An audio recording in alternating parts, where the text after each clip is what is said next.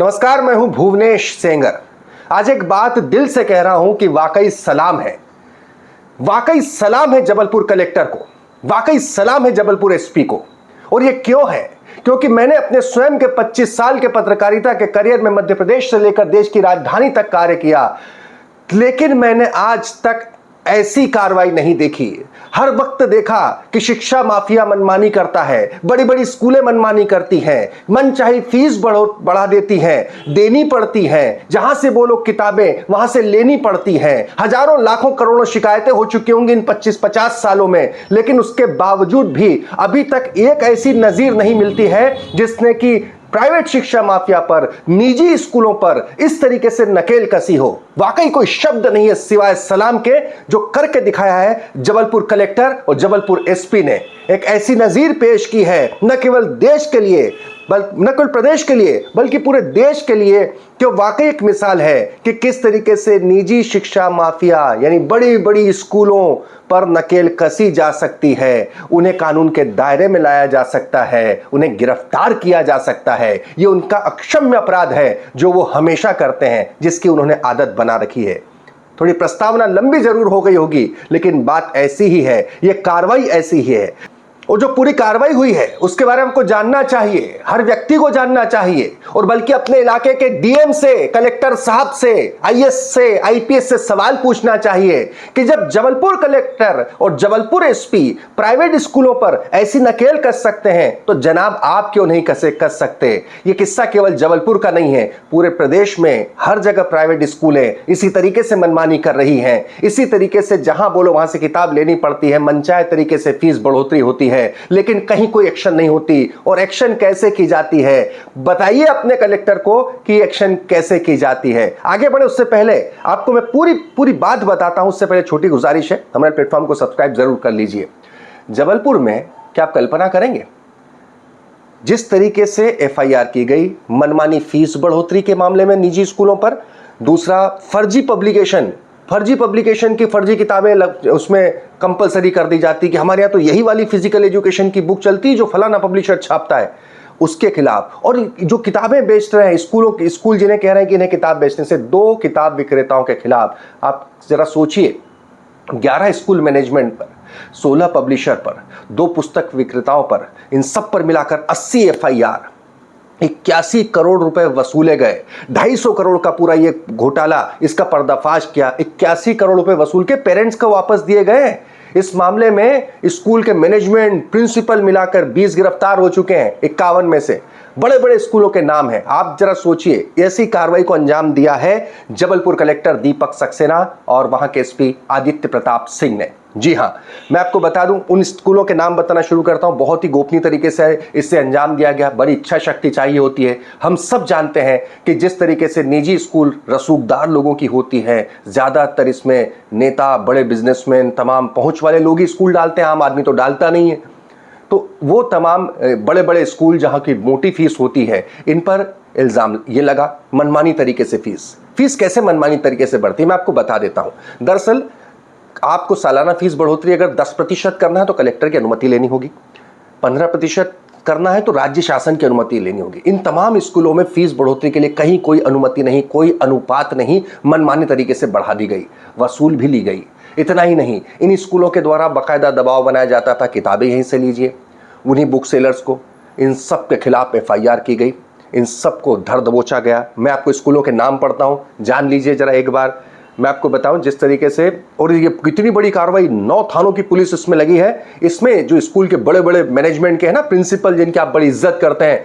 देखिए साहब, इज्जत करना अपनी जगह है, शिक्षक की इज्जत, लेकिन शिक्षा के इस व्यापार की भर्त्सना होनी चाहिए, ये बहुत जरूरी है। आप देखिए इनमें जो स्कूलों में नाम है, मैं आपको बताऊं, आरोप जो स्कूल है इसमें क्राइस्ट चर्च स्कूल जो कि बड़ा स्कूल है वहाँ का, little world school, Stamfield international school, Gyan Ganga international school, Chaitanya techno school, Christ Church ISC international जो करिकुलम पढ़ाते हैं वो school, saint Aloysius school, Polipathar Christ Church diocesan school, saint Aloysius school, और भी काफ़ी जो 11 स्कूल्स हैं, इनमें सब में जो इनके जो हैं नाम भी कुछ बता दूं जो गिरफ्तार हुए हैं। इनमें आरोपी अजय उमेश कुमार जैन चेयरमैन है क्राइस्ट चर्च के। जैन साहब क्राइस्ट चर्च के चेयरमैन है, नाम कुछ भी रख के कुछ भी बेचो, वाह। नीलेश सिंह मैनेजर, क्षितिज जैकब, आलोक इंदुरख्या प्रिंसिपल भी हैं, श्रीमती LM साठे, सूर्य प्रकाश वर्मा, शशांक श्रीवास्तव। ये बुक जो है चिल्ड्रंस बुक, ये जो किताबें जहाँ से कंपलसरी कर दी जाती थी कि यहाँ से लीजिए, ज्ञान Ganga international school, Deepali Tiwari, Chitrangi Iyer, CEO little world school, Subodh नेमा मैनेजर लिटिल वर्ल्ड स्कूल, परिधि भार्गव प्राचार्य लिटिल वर्ल्ड स्कूल, अतुल अनुपम सदस्य क्राइस्ट चर्च स्कूल, एकता पीटर सदस्य, और इस तरीके से ये पूरे नाम है। ये आपको बहुत सारे न्यूज़पेपर में मिल जाएंगे। नाम महत्वपूर्ण नहीं है साहब, महत्वपूर्ण इस पूरे मसले पर यह है कि जो कार्रवाई जिस तरीके से की गई, इस कार्रवाई में कितनी इच्छा शक्ति होना चाहिए। इसलिए सलाम है जबलपुर कलेक्टर दीपक सक्सेना और SP आदित्य प्रताप सिंह को। सुनिए जरा किस तरीके से कार्रवाई को अंजाम दिया गया। और SP साहब भी बता रहे हैं धाराएं लग सकती हैं, बताइए अपने इलाके के अधिकारियों को, गैर जमानती धाराएं लगी हैं, गिरफ्तारी हुई है। का जुर्माना हमने निरूपित किया है, हर स्कूल पे 2-2 लाख रुपए का जुर्माना लगा है। कलेक्टर साहब, इतना बड़ा मामला आपने खुलासा किया है, करोड़ों रुपए और सालों से चल रहा है, तो आपको ये नहीं लगता जो जवाबदार विभाग खासकर जो भी कुछ सेक्शन विभाग है उनकी भी कुछ भूमिका थी? मुझे बिल्कुल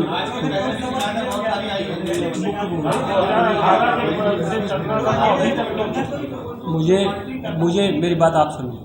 मुझे बिल्कुल लगता है जो आप कह रहे हैं ना, मुझे बिल्कुल लगता है कि इसमें बहुत सारे लोगों की जवाबदारियां थी, उन जवाबदारियों को लोगों ने ठीक से नहीं निभाया। सबसे बात तो सुन लो पहले।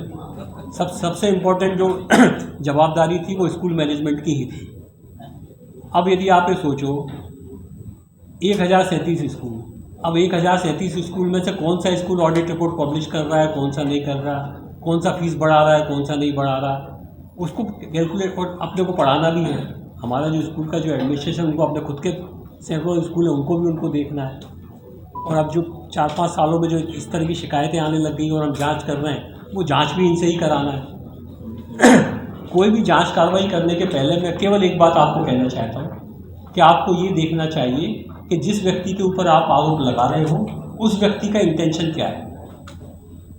ये जो 11 स्कूल है ना, इन 11 स्कूलों में हमारे शिक्षा विभाग के अधिकारी घुस नहीं पाते थे। ये फैक्ट है।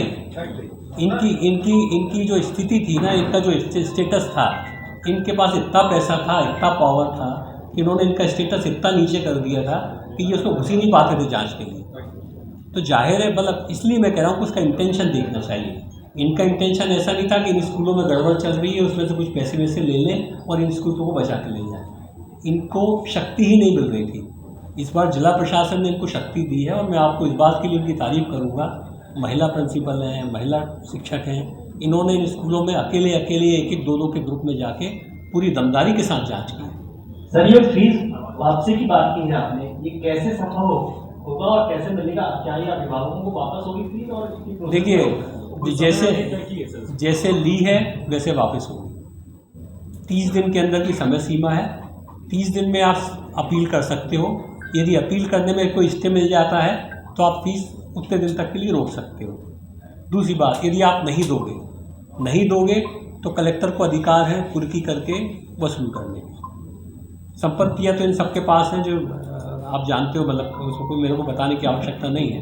और जब हम इतनी बड़ी कार्रवाई कर रहे हैं तो हम पूरा के पूरा ऐसा नहीं है कि हाथी निकाल देंगे, पूछ छोड़ देंगे, कंप्लीट इसको पहुँचाएंगे। ये 11 स्कूल जो है, इनकी मान्यता को लेकर भी सवाल उठते रहे हैं और क्या इन पर और कोई कार्रवाई? देखिए, मैं एक चीज़ आपको बड़ा उसके साथ कहना चाहता हूँ कि मान्यता रद्द करना कोई बहुत कठिन काम नहीं है। ये मैं शुरू से आप लोगों को कह रहा हूँ, मैं मान्यता भी रद्द कर दूँ, कुछ भी कर दूँ, पर आपको थोड़ा सा ये भी देखना पड़ेगा कि पूरे के पूरे 11 जो स्कूल हैं, इनका इंफ्रा बहुत अच्छा है।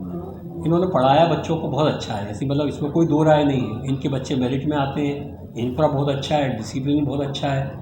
कुछ गड़बड़ियाँ हुई हैं मैनेजमेंट से, उसके लिए कार्रवाई कर रहे हैं, पर एकदम ऐसी अतिरेक में भी कार्रवाई नहीं कर दी जाए कि उसका नुकसान जो है वो बच्चों को।